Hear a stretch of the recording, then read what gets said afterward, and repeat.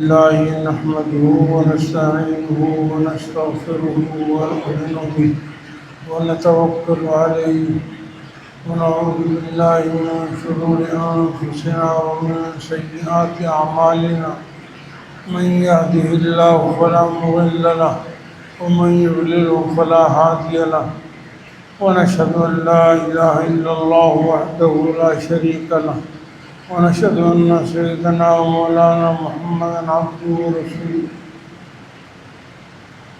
أما بعد فأعوذ بالله من الشيطان الرجيم بسم الله الرحمن الرحيم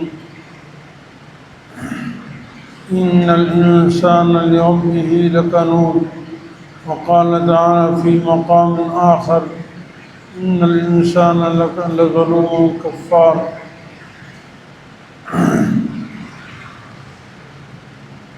وقال تعالى وإن تعدوا نعمة الله لا تحصوها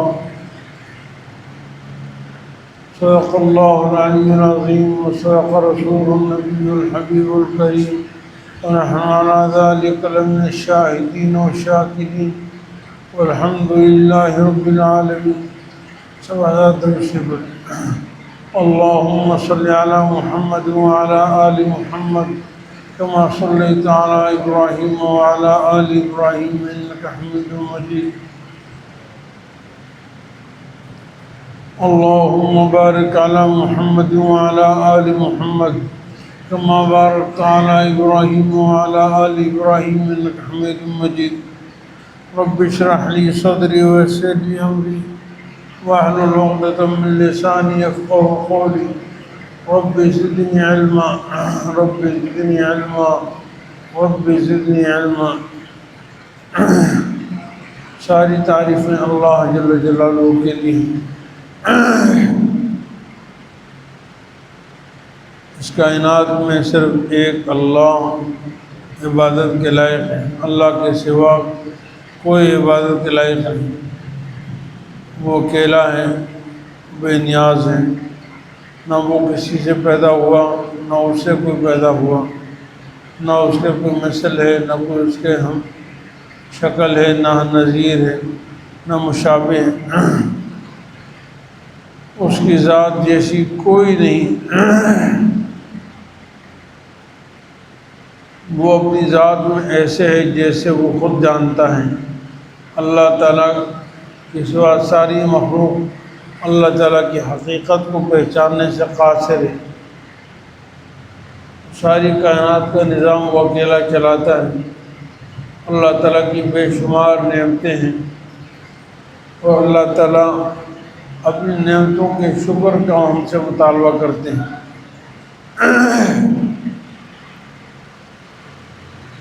میرے عزیز بھائیوں، رمضان مبارک کا بڑا مقدس مہینہ گزرا ہے، اور رمضان کے مہینے کا مقصد یہ تھا کہ ہماری تربیت ہو جائے، اصلاح ہو جائے، اور ہماری زندگی سیدھی ٹریک پہ چلی جائے، شریعت پر عمل کرنے والی بن جائیں، مستقل طور پر ہم نمازی بن جائیں، مستقل طور پر ہم عبادت گزار بن جائیں، مستقل طور پر ہم تقوی والے بن جائیں۔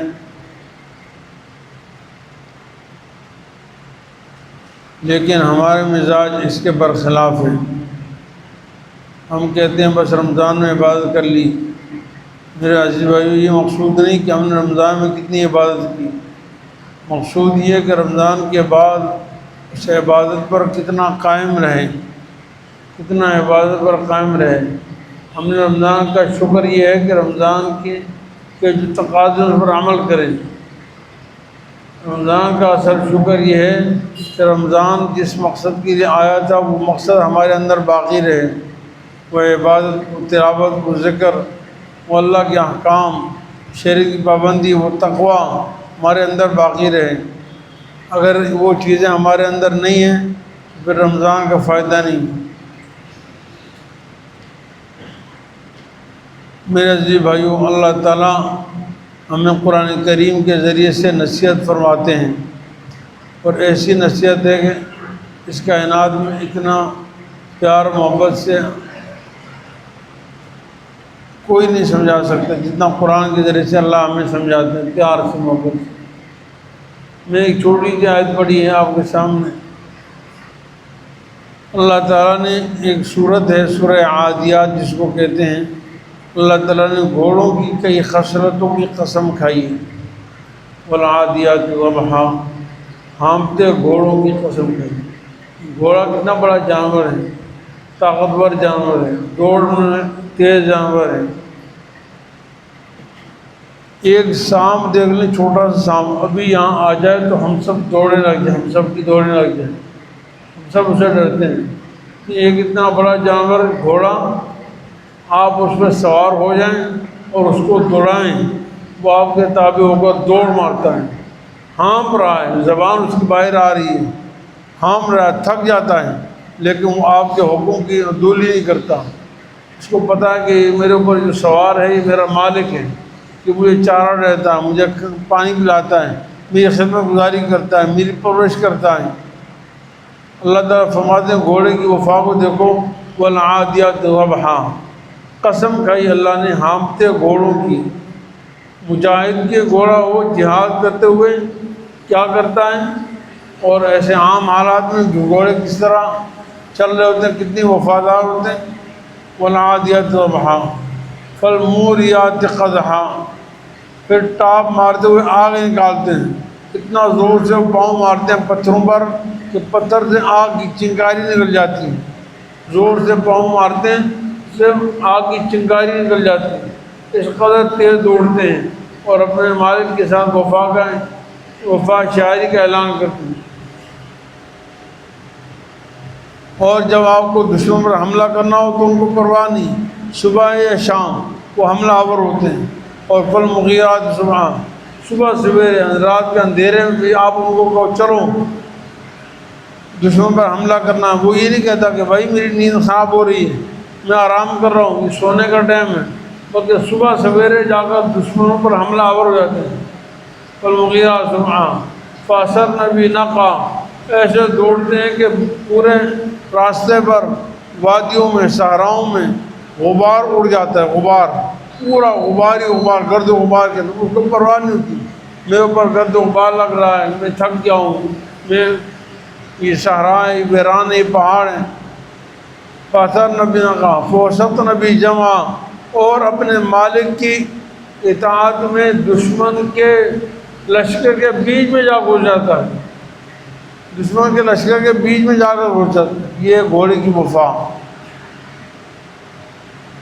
قرآن کریم کی ہر آیت کے بہت سارے مطلب ہوتے ہیں، یہاں پر مجاہد کے گھوڑے کی قسم کھائی ہے، لیکن اصل میں اللہ تعالیٰ بتا رہے ہیں کہ دیکھو تم گھوڑے کے ذریعے سے میں نے جانور پیدا کیا، اس کو ہم نے تمہارے تابع کر دیا، حالانکہ تم خالق نہیں ہو گھوڑے کے، تم خالق نہیں ہو، عارضی طور پر تم اس کے مالک ہو، تمہیں گھوڑا خریدا یا گھوڑا پالا ہے، گھوڑے کا پیدا کرنے والا اللہ ہے،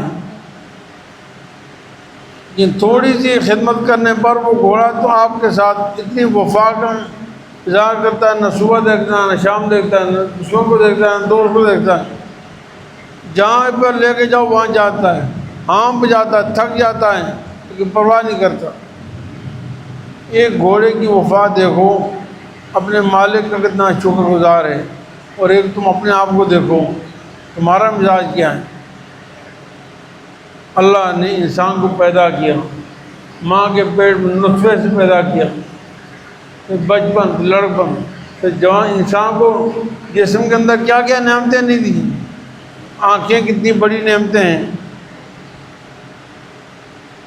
ان آنکھوں کے اندر کتنی اللہ نے قدرتی لائنیں بچھائی ہیں، نالیاں بچھائی ہیں، ایک ذرا سی کوئی چیز خراب ہو جائے تو آدمی تڑپ جاتا ہے، پریشان ہو جاتا ہے، پوری آنکھ خراب ہونا دور کی بات ہے، معمولی آنکھ کے اندر خرابی آ جائے، کتنے لوگوں کو دیکھا کہتے جی آنکھ کے اندر یہاں چھوٹی سی نالی بند ہوگی، پانی باہر آ رہا ہے، آپریشن کروانا کتنے 2 لاکھ خرچہ ہے، 3 لاکھ خرچہ ہے، فلاں بیماری آ گئی وہی اس کا اتنا علاج، اتنے لاکھوں خرچہ ہے۔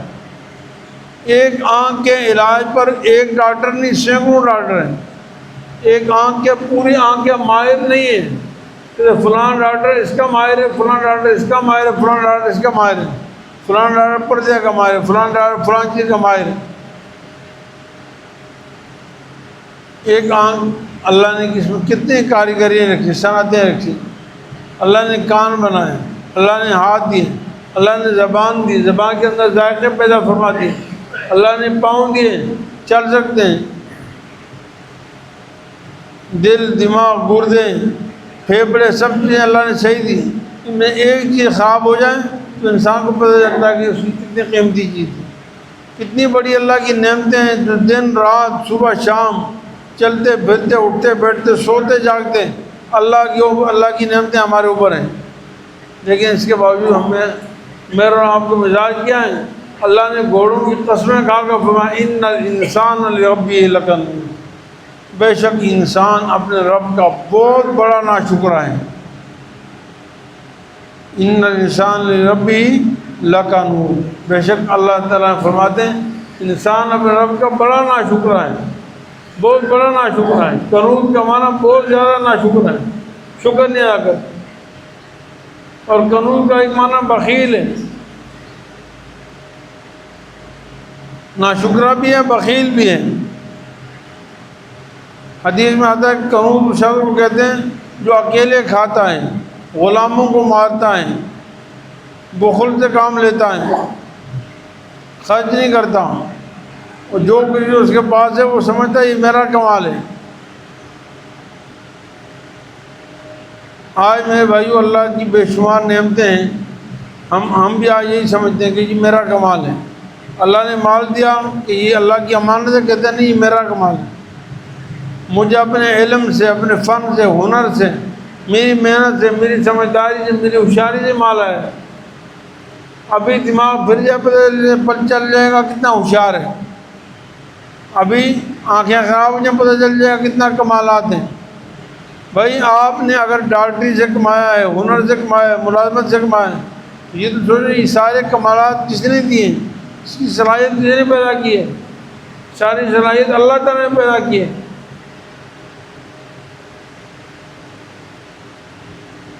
میرے عزیز بھائیو، اللہ کی یہ نعمتیں ہم سے تقاضا کرتی ہیں کہ ہم اللہ کا شکر ادا کریں، اللہ کی اطاعت و عبادت کریں.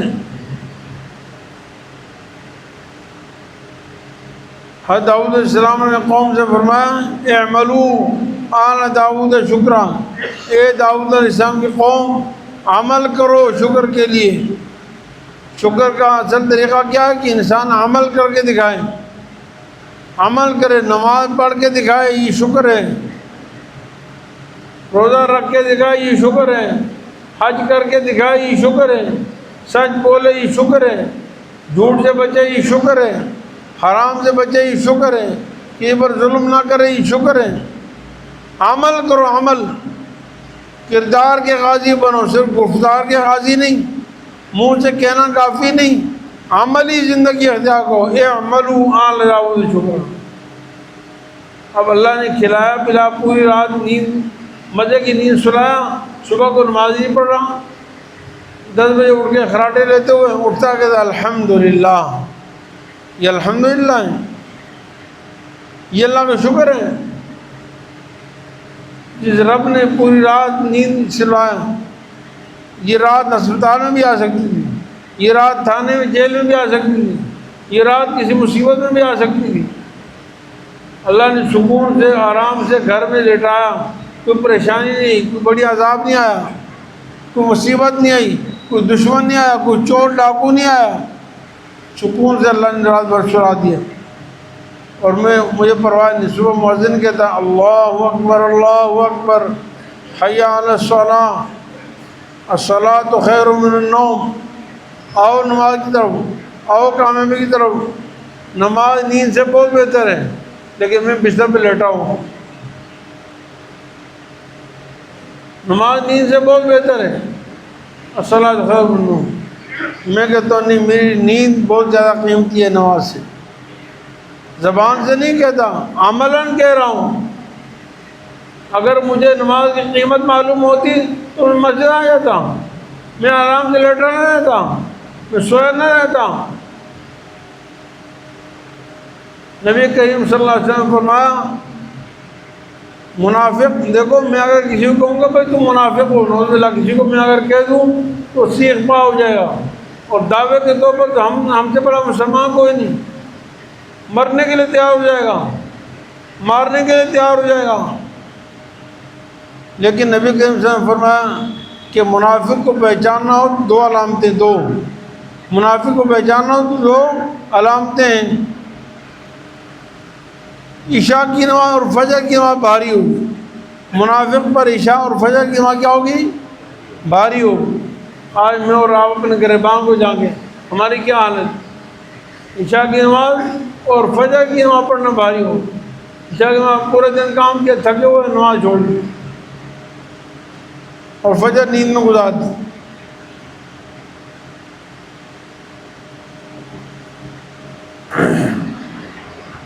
اور اللہ تعالیٰ فرماتے ہیں وَقَلِيلٌ مِّنْ عِبَادِي شَكُورٌ، میرے بندوں میں شکر گزار بہت کم ہے، میرے بندوں میں شکر ادا کرنے والے بہت کم ہیں۔ یہ شکوہ اللہ تعالیٰ فرماتے ہیں ہمیں کم از کم اور نہیں گھوڑوں سے جانوروں سے عبرت حاصل کرنی چاہیے۔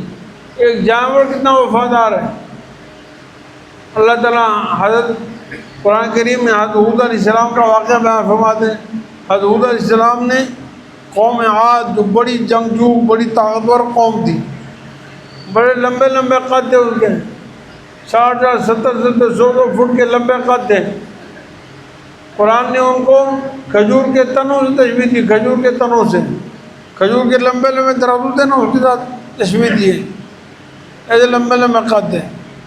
قرآن کریم میں فرمایا التی لم یخلق مثلها فی البلاد، اس روئے زمین پر ان جیسی مخلوق پیدا ہی نہیں ہوئی، اس جیسی قوم عاد جیسی طاقتور قوم ہم نے پیدا ہی نہیں کی زمین میں۔ ایسی قوم ہے، ایسی قوم جو کہتی ہے من اشد منا قوہ، ہم سے بڑا طاقتور کون ہے، ہم سے بڑا طاقتور کون ہے، ہم اتنے پاورفل انسان۔ اللہ تعالیٰ نے قرآن کریم فرمایا واتقوا الذی امدکم بما تعلمون، اللہ کے بندو اللہ سے ڈرو، تقوی اختیار کرو۔ اللہ تعالیٰ نے تمہاری ایسی ایسی چیزوں سے امداد کی جو تم سب جانتے ہو، اللہ نے تمہاری امداد کی ایسی چیزوں سے جو تمہارے علم میں ہیں۔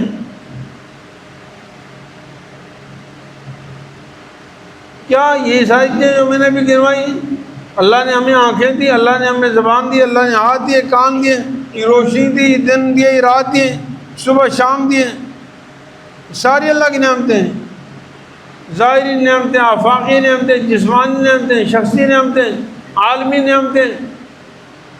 انسان اس کے بغیر زندہ نہیں رہ سکتا۔ کھانے پینے کے غلے میوے ہر چیز اللہ نے دی، بے شمار نعمتیں دی۔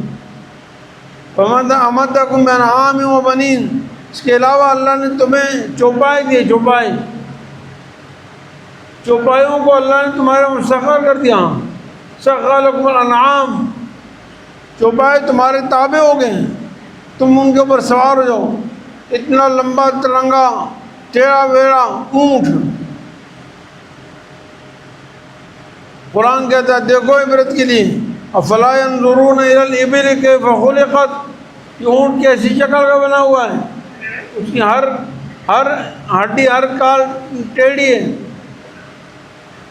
ٹیڑھا ویڑھا بنا، اتنا لمبا، گردن ٹیڑھی، سب کچھ ٹیڑھا ہے، خلقت کیسی عجیب و غریب ہے۔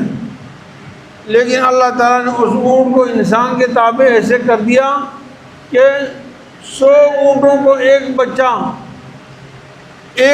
اگلے اونٹ کو مہار سے پکڑ لے، 100 اونٹ اس کے پیچھے چلتے رہتے ہیں، ایک بچے کے پیچھے 100 اونٹ چلتے ہیں، قطار سے باہر نہیں نکلتے۔ یہ اونٹ کے بارے میں اللہ نے قرآن میں فرمایا سبحان الذی سخر لنا ھذا، سواری پر سوار ہونے کی جو دعا ہے، یہ اصل دعا جو اونٹ پر سواری کی دعا ہے، اونٹ پر سوار ہونے کی دعا ہے، لتستووا علی ظہورہ، تاکہ تم اس کی پشت پر سوار ہو جاؤ، سیدھا ہو جاؤ۔ پھر اپنے رب کی نعمتوں کو یاد کرو، اذا استویتم علیہ وتقولوا، اور پھر اللہ کا شکر ادا کرو. سبحان الذی سخر لنا ھذا وما كنا له مقرنین. پاک ہے وہ اللہ جس نے اونٹ کو ہمارے تابع کر دیا. ایک سانپ سے ہم ڈرتے ہیں, کتے سے ڈرتے ہیں, لیکن اتنا بڑا اونٹ ہمارے تابع, بچہ اس کو چلا رہا ہے. وما كنا له مقرنین, ہمارے بس میں نہیں کہ ہم اس کو تابع کر سکیں. میرے عزیز بھائیوں, اللہ نے چوپایوں کو ہمارے تابع کر دیا. گائے ہے, بھینس ہے, اونٹ ہے, گھوڑا ہے, گدھا ہے, یہ بڑے بڑے جانور ہیں, بکری, بھیڑ, دمبا, سب کو اللہ نے انسان کے تابع کر دیا. انسان انہیں ذبح کر کے گوشت بھی کھاتا ہے, سواری بھی کرتا ہے, ہل بھی چلاتا ہے, سامان بھی ان کے اوپر بوجھ بھی اٹھاتا ہے, دور دور مشقت کی جگہوں میں لے کے جاتا ہے, پہاڑوں کی چوٹی پہ لے کے جاتا ہے. لیکن کبھی گھوڑا آگے سے نہیں کہتا بھائی میں تھک گیا, کبھی انکار نہیں کرتا. گدھے پہ لکڑیاں, گھوڑے پہ لکڑیاں, خچر پہ لکڑیاں, سامان بوجھ اٹھا کے لے جاتے ہیں. آج اس دور میں بھی گھوڑا, گدھا, سارے جانور پہاڑوں میں, صحراؤں میں, ریگستانوں میں کام آتے ہیں. اس میں کوئی اور سوال کام نہیں ہے. اللہ نے تمہیں بیٹے دیے, بیٹیاں بھی اللہ کی نعمت ہیں, بیٹے بھی اللہ کی نعمت ہیں, لیکن بیٹے معاون اور مددگار ہوتے ہیں, طاقت والے ہوتے ہیں, آپ کے دست و بازو بنتے ہیں. بیٹے بھی اللہ نے دیے, اللہ تعالیٰ نے باغات دیے, اللہ نے پانی کے چشمے پہ نکال دیے. یہ نعمتیں ہیں. حضرت حود علیہ السلام فرمایا واتقوا الذی, اللہ سے ڈرو, اللہ کی نعمتوں کو دیکھ کر اللہ سے ڈرو, تقوی والی زندگی اختیار کرو. میرے عزیز بھائیو, مجھ سے اور آپ سے بھی یہی مطالبہ ہے, اللہ سے ڈریں. اگر ہم اللہ سے ڈریں گے نہیں, تقوی نہیں اختیار کریں گے, تو وہی ہوگا جو حضرت داؤد علیہ السلام, حود علیہ السلام فرمایا انی اخاف علیکم عذاب یوم عظیم. یاد رکھو اگر ناشکری کرو گے پھر ایک بہت بڑے دن کا عذاب تم پر آنے والا ہے. میں ڈرتا ہوں تم پر بڑے دن کے عذاب سے.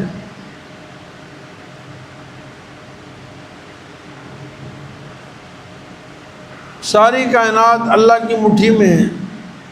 اللہ جدھر ارادہ فرما دے ساری کائنات تابع ہے. یہ آب و ہوا, یہ پانی, دریا, یہ آگ, ہر چیز اللہ کے حکم کے تابع ہے. سارے جانور, میرے عزیز بھائیوں, اللہ اس کے بغیر اور ان کے ذریعے سے جب چاہیں بندوں کو عذاب دیں.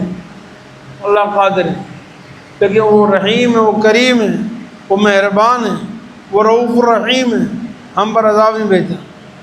میرے عزیز بھائیو, رمضان مبارک کا مہینہ گزرا ہے. رمضان کا تقاضا یہ ہے کہ ہم عبادت جاری رکھیں, ہم تلاوت جاری رکھیں. یہ نہیں کہ رمضان گیا بس ختم ہو گیا.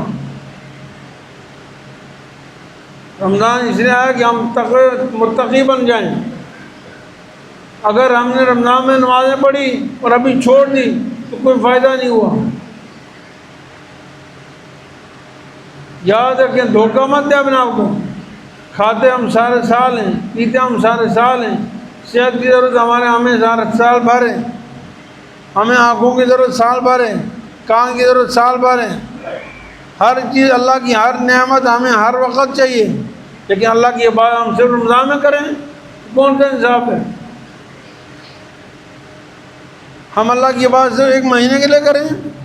کیا اللہ ایک گھنٹے کی, ایک مہینے کے لیے اللہ ہے؟ وہ اللہ ختم ہو گیا. وہی اول ہے, وہی آخر, وہ ہمیشہ سے ہمیشہ رہیں گے.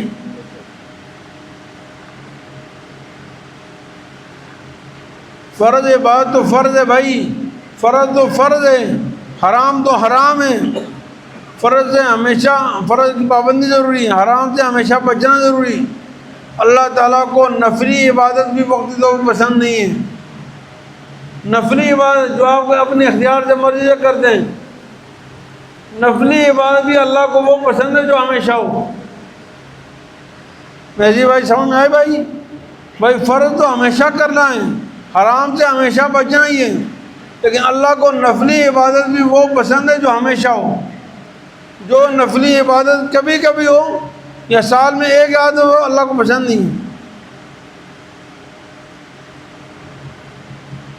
اللہ تعالیٰ فرماتے ہیں احب الاعمال الی اللہ ادومها وان قل، اللہ کو سب سے محبوب عمل وہ ہے جو ہمیشہ ہو۔ ایک آدمی رمضان میں روزانہ 100 رکعت پڑھتا ہے، روزانہ 100 رکعت پڑھتا ہے، لیکن رمضان کیا ایک رکعت نہیں پڑھتا، یہ اللہ کو اتنا پسند نہیں۔ اللہ کو وہ شخص زیادہ پسند ہے جو سال بھر روزانہ 4 رکعت نماز پڑھتا ہے، نفل نماز، 5-6 رکعت نفل نماز پڑھتا ہے۔ ایک آدمی رمضان میں روزانہ 1 قرآن ختم کرتا ہے، 2 دن میں قرآن ختم کرتا ہے، 5 دن میں قرآن ختم کرتا ہے، 10 دن میں قرآن ختم کرتا ہے، لیکن سال بھر میں قرآن کو ہاتھ نہیں لگاتا۔ اللہ کو اسی عمل کی ضرورت نہیں ہے، اللہ کو اس آدمی کا عمل محبوب ہے جو روزانہ 1 پارہ پڑھتا ہے، رمضان میں بھی 1 پڑھے، سال بھر 1 پارہ پڑھے، اللہ کو محبوب ہے۔ احب الاعمال الی اللہ ادومها وان قل، ایک آدمی رمضان میں 1000 مرتبہ تسبیحات پڑھتا ہے، 200 300 مرتبہ استغفار، 300 دفعہ درود 300 500 دفعہ کلمہ طیبہ سبحان اللہ الحمدللہ، روزانہ سینکڑوں دفعہ تسبیحات پڑھتا ہے، لیکن پھر سال بھر پڑھتا ہی نہیں۔ اور ایک آدمی روزانہ پابندی سے 100 دفعہ سبحان اللہ پڑھتا ہے، 100 دفعہ لا الہ پڑھتا ہے، روزانہ پڑھتا ہے، سال بھر پڑھتا ہے۔ نبی کریم صلی اللہ علیہ وسلم نے فرمایا اس شخص کا عمل بہت زیادہ اللہ کو محبوب ہے جو روزانہ عمل کرتا ہے۔ احب الاعمال الی اللہ ادومها وان قل، اللہ تعالیٰ کو سب سے پسندیدہ عمل اس شخص کا ہے جو ہمیشہ کرے، جو روزانہ کرے، روزانہ 1 پاؤ تلاوت کرے، روزانہ 1 پاؤ تلاوت کرے لیکن کرے ضرور، روزانہ 1 سورت پڑھے لیکن پڑھے ضرور، روزانہ 10 دفعہ لا الہ الا اللہ پڑھ لے، 10 دفعہ سبحان اللہ پڑھیں، 10 دفعہ استغفار پڑھیں، 10 دفعہ درود شریف پڑھیں، لیکن روزانہ پڑھیں، یہ اللہ کو پسند ہے۔ میرے عزیز بھائیو، نفلی عمل اللہ کو ہمیشہ پسند ہے، اور فرض اور حرام، فرض کی پابندی تو کرنی ہے، فرض پر رمضان میں اگر فرض نہ پڑھیں تو بھی حرام، اور اگر شوال میں فرض نہ پڑھیں تو بھی حرام۔ نماز چھوڑنا رمضان میں بھی گناہ، شوال میں بھی گناہ، نماز نہ پڑھنا جس طرح رمضان میں گناہ تھا آج بھی گناہ ہے، کل بھی گناہ ہے۔ حرام سے بچنا جس طرح رمضان میں ضروری تھا آج بھی ضروری ہے، کل بھی ضروری ہے۔ سود سے بچنا ہمیشہ ضروری ہے، جھوٹ سے بچنا ہمیشہ ضروری ہے، ظلم ہمیشہ حرام ہے، دوسرے کا مال کھانا ہمیشہ حرام ہے، یتیم بے کس بے حق غریبوں کا مال کھانا ہمیشہ حرام ہے، اس کا رمضان سے تعلق نہیں ہے۔ میرے عزیز بھائیوں، اسلام جو ہم سے تقاضا کرتا ہے، میں اور آپ اس کا عزم و ارادہ کریں کہ انشاءاللہ اپنی ساری زندگی اس پر عمل کریں۔ انشاءاللہ کریں گے نا بھائی؟ ساری زندگی ارادہ کریں کہ ہم نے ساری زندگی اللہ کا بندہ، وہ اللہ ہمیشہ میرا، اللہ ہمیشہ ہمارا رب ہے، اس کی نعمتیں ہمیشہ ہیں اور میں ہمیشہ اس کا بندہ ہوں۔ یہ تو نہیں کہ رمضان میں اللہ کا بندہ تھا اب میں شیطان کا بندہ ہوں، کیا اب میں اللہ کا بندہ نہیں ہوں؟ میں ہمیشہ اللہ کا بندہ ہوں اور وہ ہمیشہ میرا رب ہے، اس کے سوا کوئی رب نہیں۔ میرا رب، میرا خالق و مالک صرف ایک اللہ ہے، تو جب وہ ہمیشہ میرا رب ہے، ہمارا خالق ہے، مالک ہے، تو ہمیشہ مجھے اس کی عبادت کرنی، ہمیشہ مجھے اس کی بندگی کرنی، ہمیشہ مجھے اس کی غلامی کرنی۔ اللہ تعالیٰ اپنے فضل سے ہمیں زندگی بھر بلکہ زندگی کے ہر لمحے کو قیمتی بنانے کی توفیق عطا فرمائیں، اپنی اطاعت فرما برداری نصیب فرمائیں، اور اللہ تعالیٰ اپنی نافرمانی سے ہماری حفاظت فرمائیں۔ وآخر دعوانا الحمدللہ۔